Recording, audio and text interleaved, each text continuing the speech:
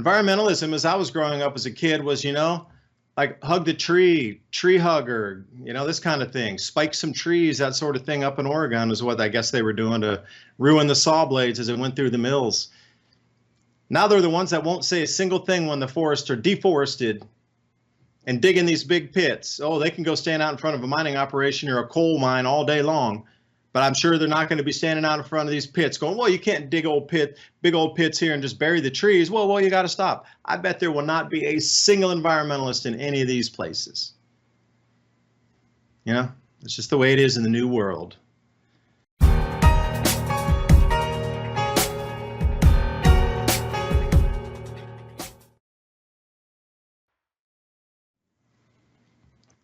And welcome back for the second half of Mini Ice Age Conversations right here on Brighteon TV Uncensored.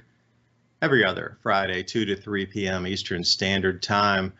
Before we went on the break, I was talking about wood sequestration and how they're going to plan to cut our forests and bury them underground in an attempt to stop CO2 emanating from the trees as they die and decompose. So they just assume right away cut down our forests so there's no chance for CO2 to be emitted out of a decaying log in the forest. So Inter Earth, just before the break, they want to take the logs that are cut out of the forest, immerse them in salt water for some period of time unknown, effectively pickle the wood, and then take that and then go bury it underground. But again, follow out on the daisy chain with me of how much fossil fuel and how much large machinery will be used during that. So we're going to have to go to the forest first, and somehow you'll have to have crews up there cutting. They'll have to have some sort of boom arms to load that onto trucks, and then they'll need to bring it down to the saltwater facility, which in turn will need an enormous amount of salt water and electricity to pump that salt water. So they'll have to be near an ocean or estuary somewhere. And then once that process is finished, what will they do with the contaminated water that was soaking in the saline solution? And then they'll have to run those logs that weigh, twice to 3 times as much after saturation to another point and then bury them, all while using, backhoes and different types of heavy earth moving equipment, more trucks. So, if you were to do an analysis of how much CO2 is released by the machinery trying to just facilitate this process of running up to the forest, cutting it, bringing it down, soaking it, run it by a truck over here, digging a big hole, go into a factory to get some polymer made on a sheet so then you can cover it all up. I'm really wondering if there's actually more CO2 released in that whole process than there is actually saving it underground. I don't have that skill to process all that in the mathematical equations and know all the, different types of trucks, the motors, this sort of thing. And that'd be a good one, though, for somebody out there who would do that research. Because if you could prove that, you could shut this down in 1 second. By saying, whoa, you're emitting way more CO2 by cutting this forest and doing this underground logging project. And here's another one this is actually the name of the company and the website that's consolidating a lot of this information, Carbon Lockdown Project. I kid you not, that's actually the name for it, the Carbon Lockdown Project. Now, where have we heard carbon lockdowns before? We've heard of climate lockdowns. This is carbon lockdowns. Same, but different. See, they're drip feeding all these things through so you can eventually get used to it when you hear it. The U.S. debt crisis could ignite a long-term rally in gold. Since March 2020, the U.S. added another $8 trillion in debt, and gold has gone up 50%. Now, with the Fed raising interest rates, the interest payment on our debt has surpassed $1 trillion annually. BRICS nations met last month, and oil-rich nations, including Saudi Arabia and the United Arab Emirates, have joined Russia, China, and India.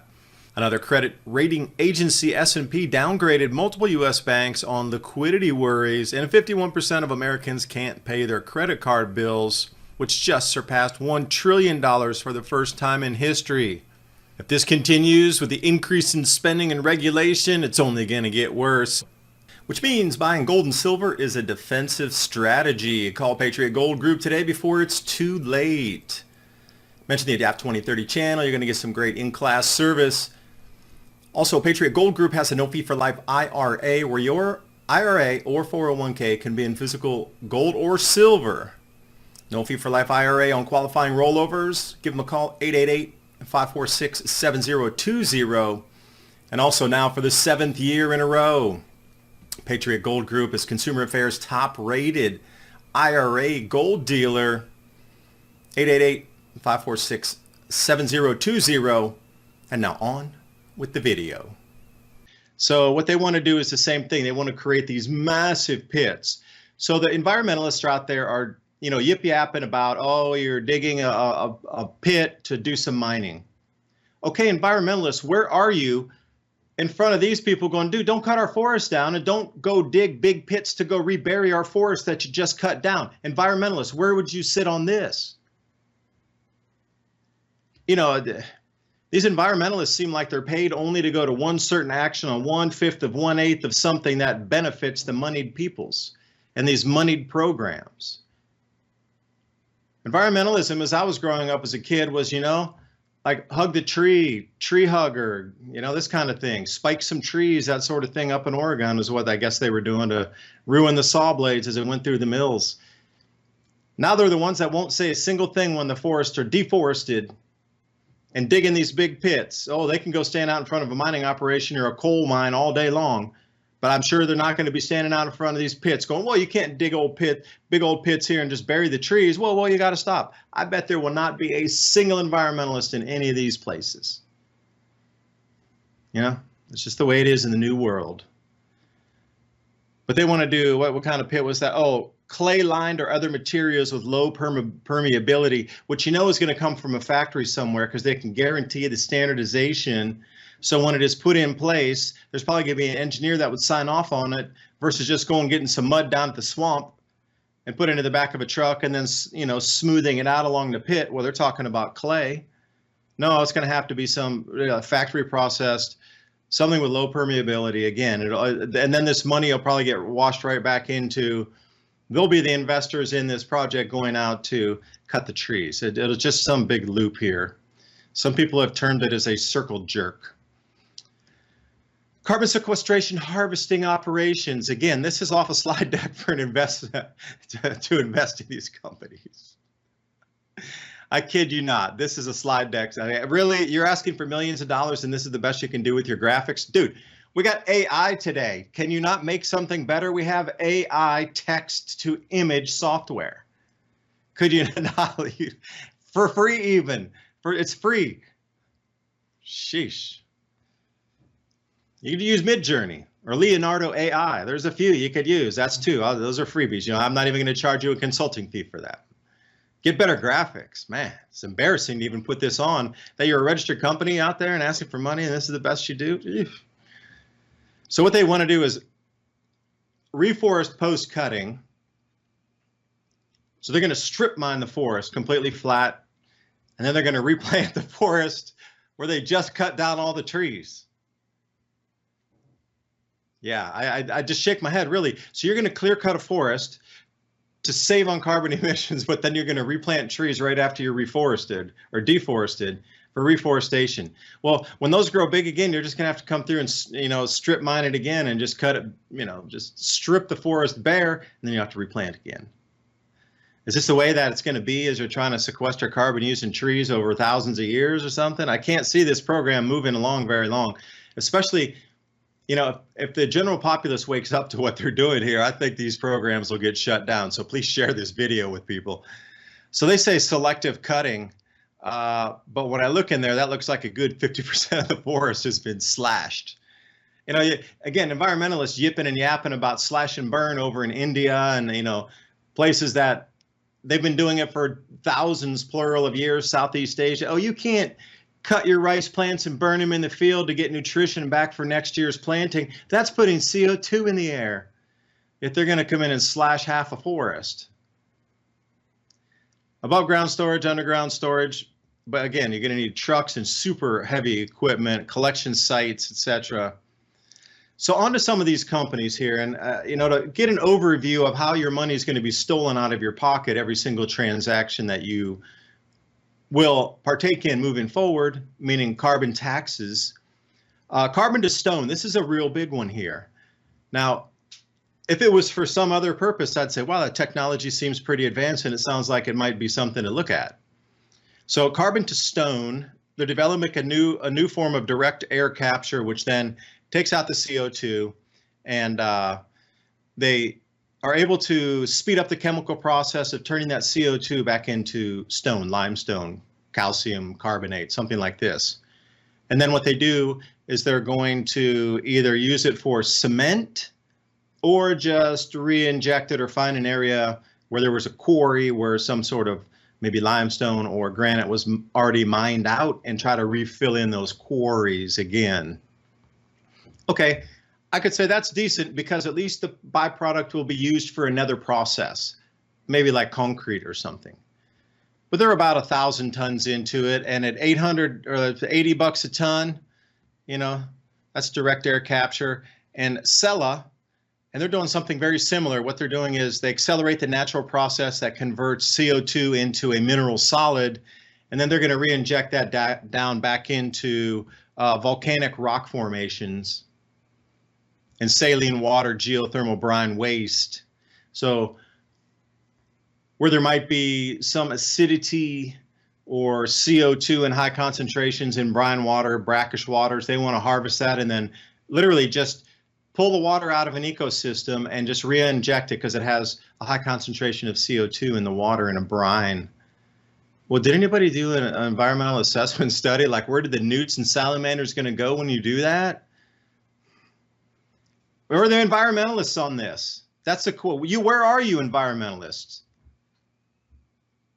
ARCA, capturing CO2 and then produce minerals again, creating an ecosystem, and they're just going to, you see a lot of this technology is revolving around taking that CO2 out and turning it into a calcium-based mineral and then pushing it back into the earth somewhere. Now, Captura, again, environmentalists, I will ask you, why are you not in front of Captura's office with your signs? What they want to do is take the water out of the ocean, use an electrochemical process, again, electrochemical, like you're going to need electricity to create the chemical process for this. And they're probably going to be electrodes of some sort. And then they want to strip off the CO2 out of the water and use some sort of alkalides or acids or whatever to bring the seawater sort of back in balance and then return the seawater back to the ocean. And then because that seawater has been stripped of the CO2, it's supposed to immediately pull CO2 out of the atmosphere. Now, for me, this one's borderline terraforming also. Now you're messing with the oceans. If it's not enough to cut down the forest and bury it underground, now you want to take the water out of the oceans and chemically alter it and put it back in again. That re-altered chemical structure of water in an ocean is not for human beings, Homo sapiens sapiens. It is for a different species. Captura. You can probably find their offices. They are in Pasadena, California. All you California environmentalists, tell them to quit messing with the chemical composition of our ocean. I bet I won't see you out there either. Crew, building specialized reactors to enhance natural weathering, container-based system. It creates alkaline minerals, wastewater, and then it can be re-injected back into the earth, or it can be, if it's stripped out enough of CO2, introduced back into biomass systems. So for me, what I'm seeing here is whatever species that is going to be coming to this planet is very CO2 adverse. Like we as a species, we really need a lot of oxygen. So if we had 2% or 3% more oxygen, our brains would behave differently. We'd be cognitively more aware. Our athleticism would build. We'd be able to run super fast. If it was 5% or 10% increased oxygen level on the planet, oh, we'd have a completely different planet. But that's what we need. We need oxygen. But whatever it is, a species that would be inbound on this terraforming project has some negative reaction to CO2 with its physiology. This is the reason that all the CO2 is being pulled out of the air. It's the only possible conclusion I come to after running through all this information yesterday and today. In planet, remember that's very close to the interplanet. You see a lot of these names are always so very similar, and their websites are ridiculously similar too. They're going to also do the same thing. They're going to accelerate natural mineral weathering and regenerate different types of rocks and silicate rock powders, and then, re-inject those or put them down in or back into areas. This is in Germany, but they want to also do this in Brazil. So if you think United States is by itself, sorry, not. Charm, all this so charm industry. What they want to do is actually waste what is being used in their process. So bio-oil or biomass gasification, this is what during World War II, when countries were cut off, they did the same thing. They took either charcoal, trees, coal, and then they were able to extract oil, like a barrel of oil, liquid oil out of that. That's what they plan to do. They plan to use pressure and heat and create bio-oils and biomass gasification, and all of the products coming off of this process will then be sequestered underground. They're not going to burn the oil. They're not going to burn the gas that could create electricity, which is really just water vapor as the end output of that. Nope, they're just going to use your electricity, which you paid for with your taxes to create those thermal plants, to run their process to break down a tree, and none of it will be distributed back to the public. It'll just all get pushed underground. Now, I can't, with a real logical mind, like if you're going to create thousands of barrels of oil, you're just going to waste that? See, this is the absurdity of a lot of these projects here, these biomass carbon removal storage shams. Arbor, this is out of Los Angeles. Again, LA-based environmentalist, where are you? Arbor, molecular compact approach to biomass. Now, they're going to do something that maybe will be a little bit beneficial. Instead of wasting the biogas after it comes off their gasification process, they're actually going to use it and then create electricity to feed their process again, and then cut the electrical draw off the grid for their process. So I could say that's a goodie. At least they're not just wasting it down the hole. Asperia DAC, they're kind of developed some solar powered direct air capture system. And I just don't understand how that is even going to work. You might have to look on their website. I couldn't be bothered. I didn't even understand what their proposal was in like a one-pager or even like a single paragraph. So calcite, Oregon, Origin, excuse me. You can already see they're going back to the mineral as well. They want to make calcium carbonate or carbonate minerals, calciated minerals, and then, put them back in again. Old mining shafts or old, quarry dig outs and this sort of thing. And there's Kodama again, or Kodonta, if you will, with a Yale Carbon Containment Lab, Bill Gates funded. Again, we talked about that. They want to take the trees and put them underground again. Nitricity is doing some of the same process, but they want to use what they pull out of their process into fertilizers. Phosphate rock fertilizers. And I thought, decarbonizing the fertilizer industry. Okay, we'll talk about that in a second here. I thought I had one last slide. Excuse me, my slide was off.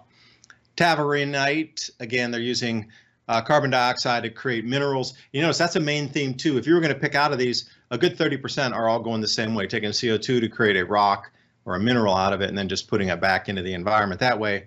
Living carbon, they want to engineer a certain type of algae. Now, that's a great idea, because algae, then after that, if you grow that algae, you can put it in a biogas gasifier, and it should increase your methane output by about 10% or so. I worked with the BSP, which is the Biogas Survey Project in Nepal over in Kathmandu, and they were working with some of the same. They were taking algae where it forms every year in the river estuaries and all up in the streams and stuff, and they were adding certain percentages into mainly cow dung inside the biogas gasifiers, biogas digesters in the mountains, where those people had readily available algae.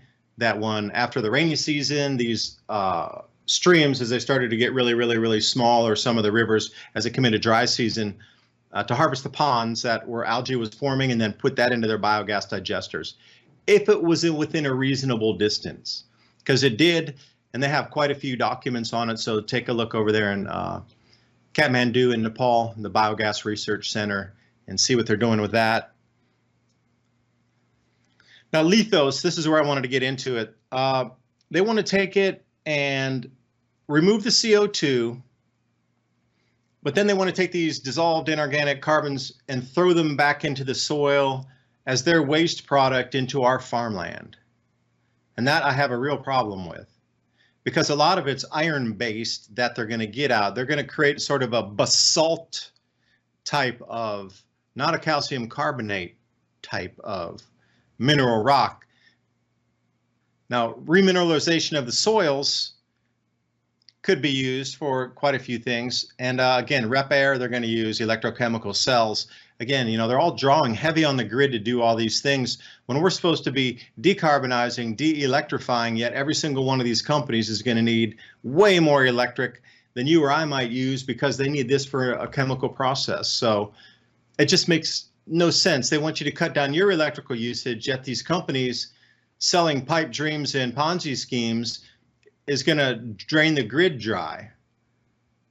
You know, all these chemical processes, that's crazy. So here's basalt, rich in magnesium and iron. And that's what they want to spread all over the farm fields from their waste product from that chemical process.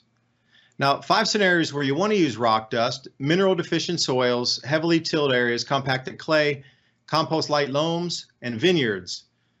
Well, if you're just going to blanket shotgun that out onto the fields everywhere across crop growing zones, you're actually going to do a lot of damage to the soils, because not every acre will need this type of rock and remineralization on it. You're just going to destroy the ecosystem by putting that heavy iron and magnesium byproduct on it. You know, electroculture is completely the opposite. They're mainly working with copper. That's the whole thing. Iron, that's why people have copper tools. Iron is known to disrupt some cellular functions. That's what the whole electroculture movement is about, is using copper wires next to your plants, because that copper, there's a transference of magnetism that is in the soil very close to the plant that's pulled out of the ether.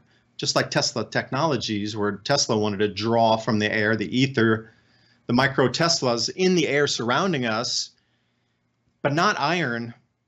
That's the opposite. Iron damages the plants. Copper enhances the growth of plants.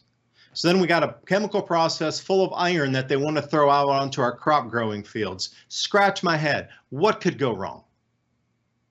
Terraforming is what's happening. So there's this huge movement of going back to copper tools again, because iron tools are now known to damage the soil and change. It's not damaging, it's changing the magnetism of the soil. When you introduce iron into the system, the magnetism of the soil changes, where the copper brings it back into harmony again. And that's why it's called electroculture. And also, you know, I'm running out of time here, but I wanted to go into why they're cutting down a huge amount of trees in the cities for 5G to get that line of sight signal. Another part of deforestation, again, you know, we come in, oh, you got the cities are so hot, record heat. Well, you cut down all the trees so you could get better line of sight for a millimeter wavelength that doesn't carry that far. And then you blame it on the human. Sheesh. Well, anyway, the thing about the cell phones here, October 4th. But I know a couple of astrologers who work over on Wall Street that were telling me October 3rd is a significant, gigantic, significant day for all the traders, billionaires, millionaires are moving so much money it is going to make your head spin. Some event on October 3rd, and then magically October 4th we had this. So originally I was talking with Jeff Harman, and yeah, he picked out October 3rd. And he was explaining why, which my video I'll be putting up on my channel, Adapt 2030, later on today or tomorrow. But then this whole thing, October 4th, comes up directly after. I'm wondering if they're related. And cutting down trees in the cities, deforesting our planet, that's terraforming for you and the new species inbound. Thanks for watching. I'll see you next time. Bye for now.